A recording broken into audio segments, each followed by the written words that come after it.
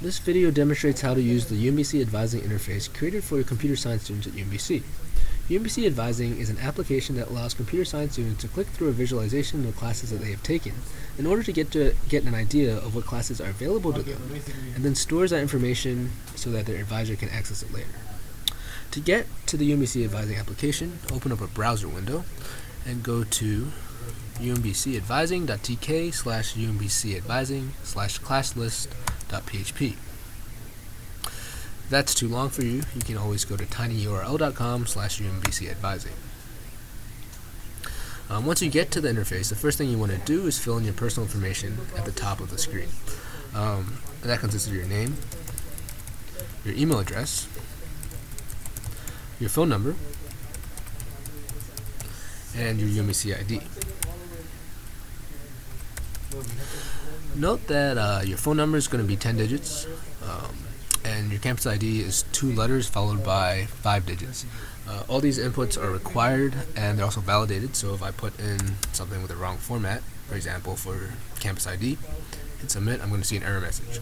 Don't panic if you see this, just use the link to return to the form and put your information in again. Well, do pay attention to what the error message says, because it will tell you what was actually wrong.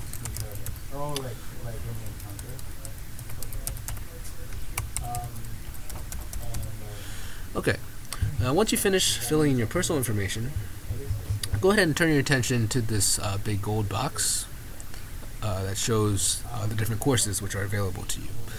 Notice that it's organized into 200 level comp sci courses, 300 level comp sci courses, 400 level comp sci courses, as well as math and statistics courses. Over on the right side, there's a summary of how many credits you've inputted on the form, whether you've taken your writing intensive requirement or not, as well as the remaining computer science requirements that are left for you to take. Beneath that is a course information box. Basically, if you hover over any of the classes, you'll see the class title, the number of credits associated with it, and a description taken from the course catalog. You might notice that there's not a lot of courses being displayed right now. This is because as you click classes to indicate that you have taken them or placed out of them through some equivalency, the program will check and expand any classes that that course makes available. For example, if you have taken the equivalent of pre-calculus, which is Math 150, clicking it will add Math 151 and Comp Sci 201 to your available classes. Notice that Comp Sci 201 is a required CS class, and if I click it to say that I've taken it, it disappears from my required class list. Also notice that both Math 150 and Comp Sci 201 are 4 credit classes, so I've taken 8 total classes so far. Now let's say I just want to explore and see what classes I'm able to take and what classes enable me to take different classes. For example, let's say I want to take algorithms. I can go through and click around as much as I want, enabling different classes. Let's say Stat 355, Comp Sci 203, 313, 341, and oh, there's algorithms. Now let's say I want to go back and actually, let's say I'm done exploring, I want to go back and actually enter my own information. Just click the class, the lowest level class that you haven't taken, and it will clear all the other classes that class enables. So I'll click Math 151, and all those classes are gone. I'm back to where I started. I've taken Comp Sci 201, Math 150, for a total of 8 credits. Now let's say I'm going to enter my own quote-unquote information now. So 202, and let's say 151, 203, just get a smattering of classes here. Let's say 341, architecture, OS, and AI. Once you're satisfied, go ahead and hit submit. And if everything's successful, you'll see a list of the classes that you've taken, their credit values, and the total number of credits you've taken.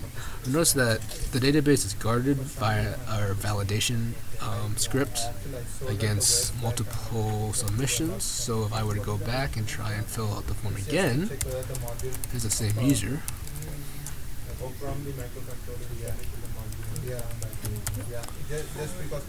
Let's say campus ID 1, 2, 3, 4, 5. That's 1, 2, 3, 4, 5. You will see an error message. So that's kind of how to use the program. I'm going to talk briefly about how it was built.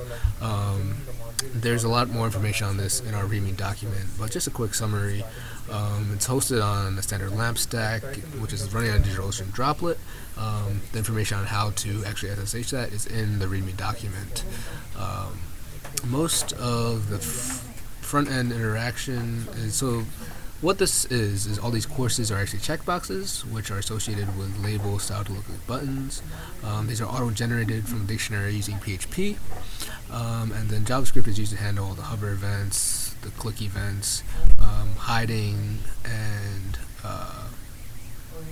displaying classes based on what classes you've taken, dependencies, and actually all those dependencies and the information about whether a class has been taken or not are stored in a custom data structure in JavaScript. It's essentially just a graph where each node has child links and parent links, and more information again on that is in our README. The submit is just a post request that goes to a PHP script on the back end. We have validation to make sure the inputs are correct, as well as sanitation. We're sanitizing the inputs to prevent SQL injections. To actually get to the database, it's the UMBC advising.tk/phpmyadmin, or the IP/phpmyadmin. The username and password, log out, they are both in the README document. The database is called Project 1. There's 3 tables, one for all the courses with a foreign ID of course ID, one for all the students that have registered with a foreign ID of campus ID, and then courses taken contains all the courses that have been taken and associated with a certain campus ID. So we show all, we can go down to MM444 and see all the classes that we just filled out through the form. So this concludes the video. Thanks for watching. There's a lot more information in the README, so please do read that.